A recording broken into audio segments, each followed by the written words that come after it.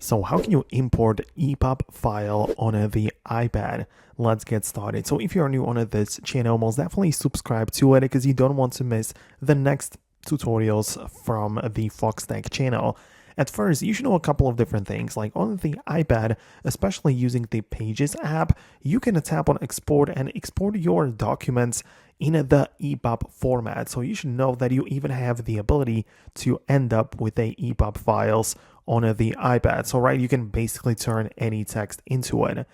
And also the point is that once you do have it available, once you have it part of your downloads or anywhere else you might happen to have it, in order to bring it to your iPad and start using it, you can hold down on it and tap on open with.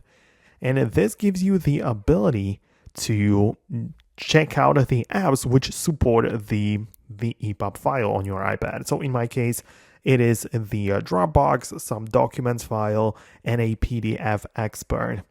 But I still believe that the EPUB, which are the ebook format, it's best to use it with the Apple Books app. And this one doesn't show up right here. So instead, we need to tap on share and go through the options, tap on books, and the EPUB file format will be brought over to our Books app, which makes it much easier compared to using a PDF reader or some kind of other file. So once you have the EPUB file on your iPad, I would again recommend you to click on a share within the Files app and move it over to your Books app so you end up with the best way to just browse it or do whatever you need with it.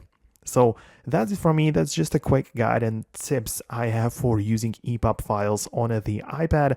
Let me know what you think about that below in the comments. Most definitely subscribe for tips and videos like this one, and I'll talk to you later.